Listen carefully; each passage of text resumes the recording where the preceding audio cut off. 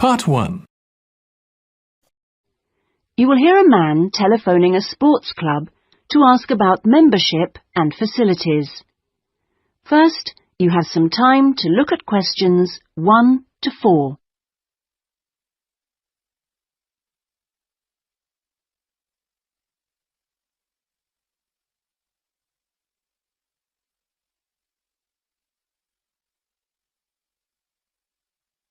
You will see that there is an example that has been done for you. On this occasion only, the conversation relating to this will be played first. Good morning. Sorry, it's gone 12. I'll start again. Good afternoon, Kingswell Sports Club. How can I help you? Oh, good afternoon. I was wondering if you could give me some information about membership and facilities. The name of the sports club is Kingswell, so Kingswell has been written in the space. Now we shall begin. You should answer the questions as you listen, because you will not hear the recording a second time. Listen carefully and answer questions 1 to 4. Good morning. Sorry, it's gone 12. I'll start again. Good afternoon, Kingswell Sports Club. How can I help you? Oh, good afternoon. I was wondering if you could give me some information about membership and facilities. Of course. What would you like to know? Do you have tennis courts, for example? No, I'm afraid we don't. We're primarily a golf club. What about football? I heard you had a team. No, I'm sorry. Perhaps you're thinking about Fresham Sports Centre. Oh, right. I know it. I've played badminton there. Have you? They've got a lot of facilities we don't have, and vice versa. We do have a Keep Fit studio, which is very popular with members, and then as well as that, there's swimming, of course. That's good. I like to swim every day. We have a range of classes, too. Do you have judo classes? I'm keen to learn. Well, at the moment, we offer kickboxing. We're planning to add judo and stretch classes soon. We're currently running a range of yoga classes, too. What about relaxing after exercise? I assume you have a restaurant or something? At the moment, we've got a salad bar, which is very popular. We'll also have a fully licensed restaurant by the end of the year. Sounds good. Before you hear the rest of the conversation, you have some time to look at questions 5 to 10.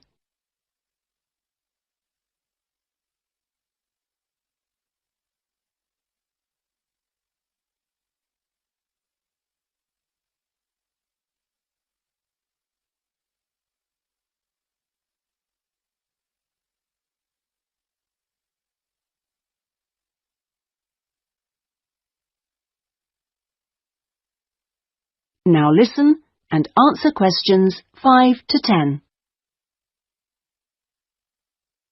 What kind of membership are you interested in? Not really sure. What are the options? Well, there are 3 different membership schemes. I see. What's the difference? Well, the first one's called Gold, and you can use all the facilities at any time of the day or week. You can also join in as many classes as you like for free. That sounds good. Is it very expensive? Well, you pay a £250 joining fee, and then it's £450... Oh, no, I'm sorry. It's just gone up by £50. Sorry about that. It's now £500 for the annual subscription fee. Right, got that. And what's the next type? Well, that's silver. It's the same as gold, except you have to pay a small fee of £1 per lesson for any you do, and you can only use the centre at certain times. I see. So when exactly? You can only use the facilities between 10 a.m. and 4:30 p.m. So I couldn't use the pool at 8 in the morning or evening then? That's right. Okay, and the price for that? Is the joining fee the same as for gold? Actually, it's slightly less than the £250. It's £225, but the annual fee is only £300. Does that sound more like what you want? Well, it's still rather more expensive than I thought. I'm a student here in England, and I'm only here for 6 months. Ah, then the bronze scheme would probably suit you best. How is that different? Well, some of the facilities have restricted use. And do I have to pay for classes? Yes, it's £3 for each class you join. I see. And what are the hours then? Between 10:30 and 3:30 weekdays only, and you pay a £50 joining fee. The annual fee is £180. It works out at £15 a month, so that would be quite a lot cheaper. Oh, that should be all right. I could come in my free periods. What do I have to do if I want to join? Well, we book you in for an assessment with an instructor who will show you how to use all the equipment.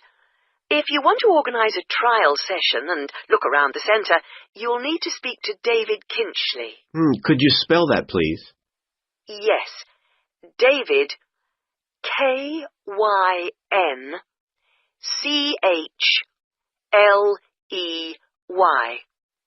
I'll give you his direct line number.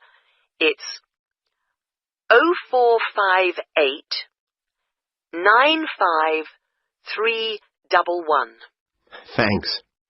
Thank you for calling Kingswell Sports Club. That is the end of Part 1. You now have 1 minute to check your answers to Part 1. Part 2. You are going to hear a talk by Richard Thomas, who is the head of the chemistry department of a college. He is going to give a brief introduction of the college, and you must answer questions according to what you hear. Now first look at questions 11 to 15.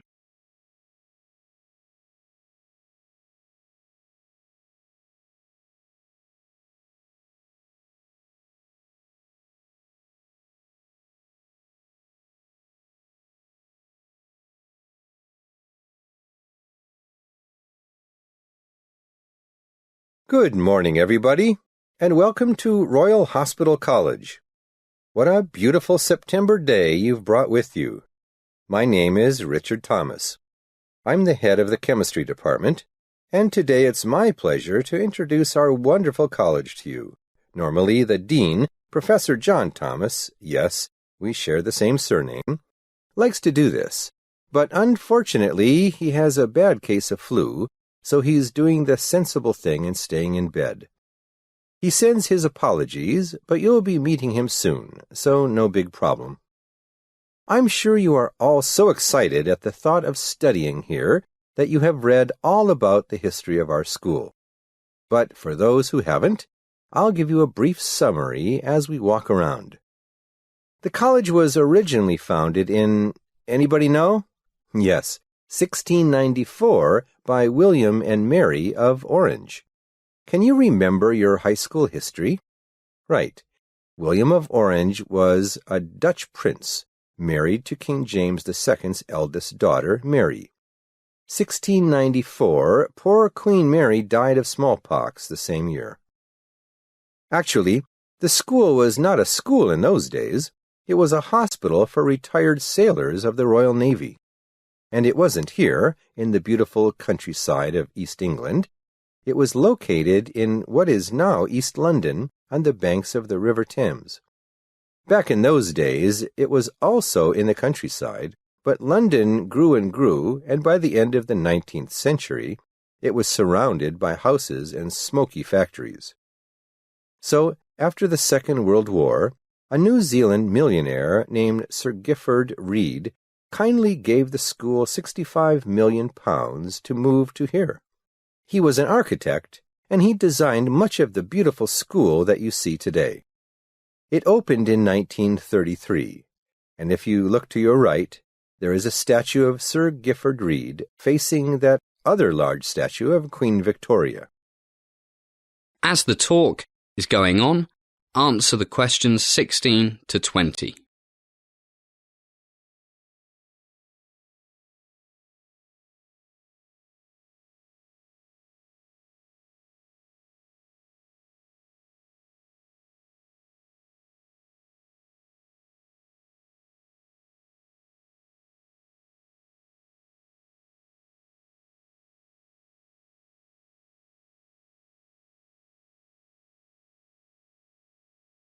Okay, let's jump back to the 1700s.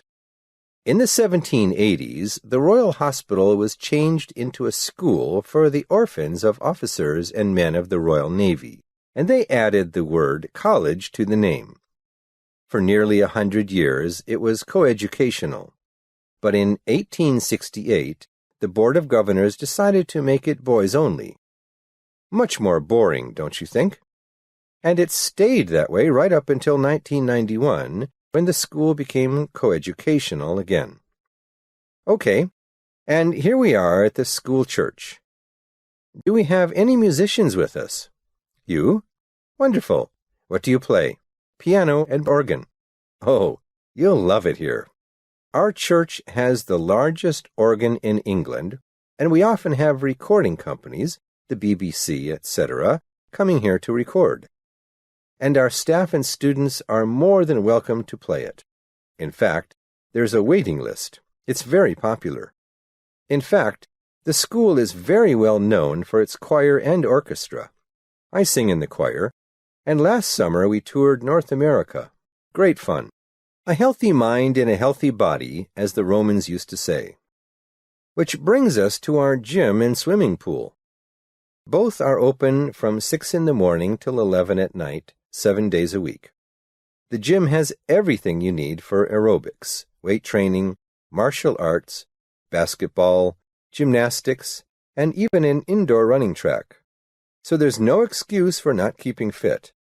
And of course, we have all the usual team sports: soccer, basketball. Our women's basketball team won the All England Universities Championship this year. Rugby, water polo, no American football. So you see, we are quite a sporty lot here. And we also study sometimes. Here's the main library. I'm afraid we can't go in because it's being redecorated. It's supposed to open again this Wednesday, but it looks to me that it'll be a bit late. And here's the coffee shop. Why don't we stop here for a drink? Agree? Jolly good.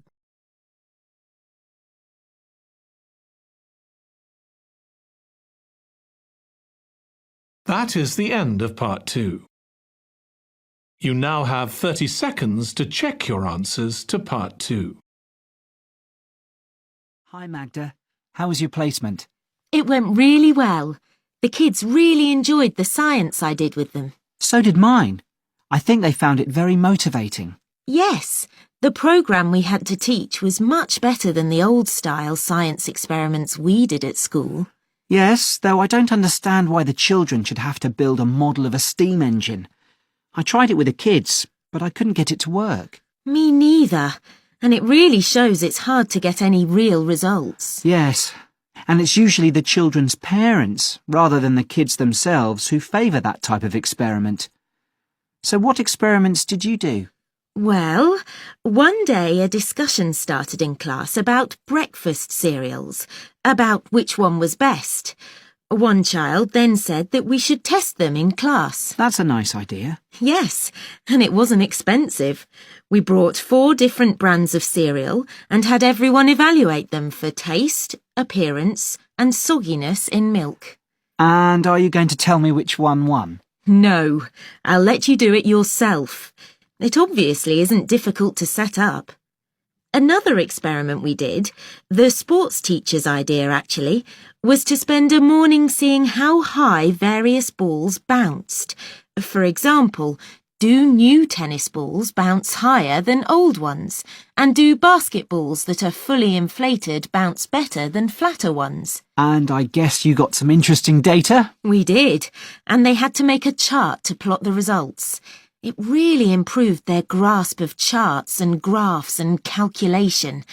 Apparently they'd had problems understanding the point of graphs in the past. Did all your experiments work out okay? Well, we had one lesson on making paper from grass. The children made a terrible mess in the classroom. Whatever they did didn't work, and it wasn't because it was difficult. I think it was because it didn't engage them at all. It didn't seem to motivate them. My tie-dyeing experiment went well. They had to get a piece of material and twist it into a rope and then dye it. The children did end up with blue and green hands for a few days, though. But don't you need to spend more than one lesson on that? Yes, we did it over 3 classes. The children really loved it, though, and one suggested we make scarves from the result. I declined, as my sewing skills aren't up to much. I guess the one experiment that everyone loved in my class was making glue from milk. I thought it would be a complete failure, but in fact it worked brilliantly. One reason, I suspect, is that they got feedback straight away. Some children get really restless if they have to wait for anything interesting to happen. Yes, I think that's always a good idea. Really helps to make it a success.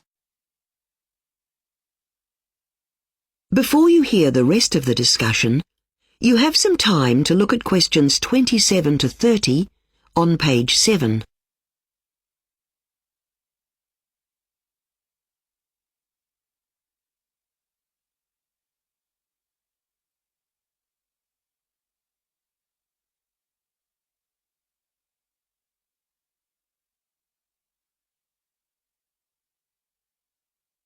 Now listen and answer questions 27 to 30.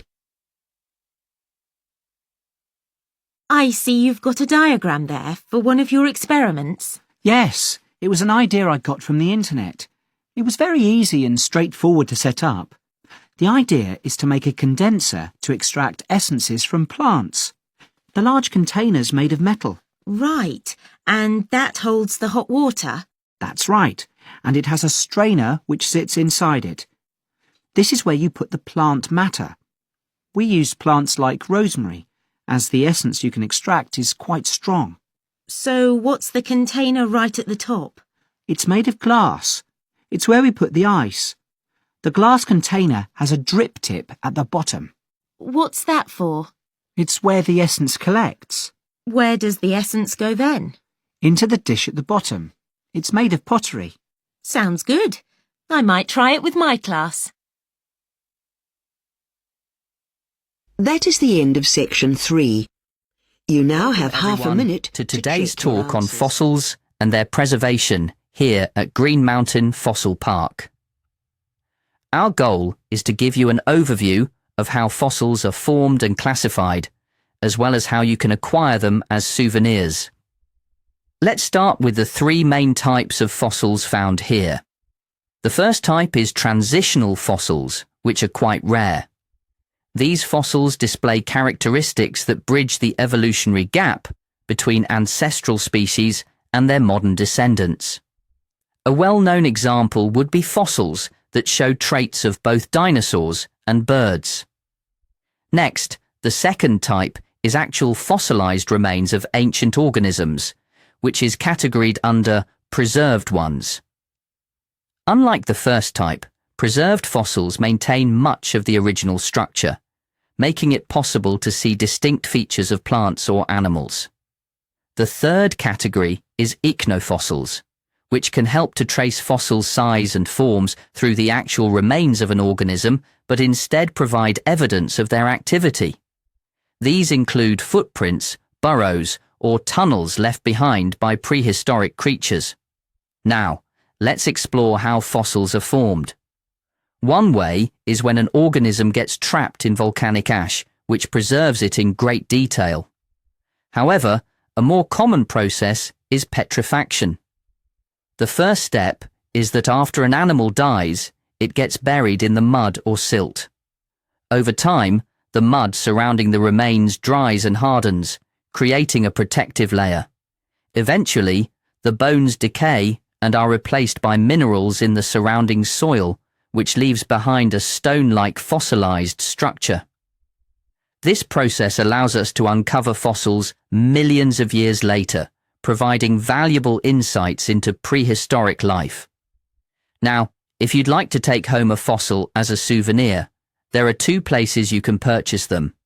You can visit the shop outside the park or explore the fossils available at the park's exhibitions. As for the prices, don't worry, most fossils can be afforded by customers, although larger ones can be quite expensive. During your visit, you will come across various tools that will help you learn more about fossils. For example, A tape measure is provided next to each fossil so you can record the dimensions of the specimen. Another one is a notebook and pen, which will allow you to document different types of rocks, as geology plays an essential role in fossil studies. If you have a camera, feel free to take photos of the fossils. This can help you review details later and compare different formations. Lastly, a compass can help explore soft sediments, which are often key indicators of fossil locations. If you have any questions, feel free to ask our staff members. Enjoy your visit, and we hope this experience sparks a deeper interest in the fascinating world of fossils.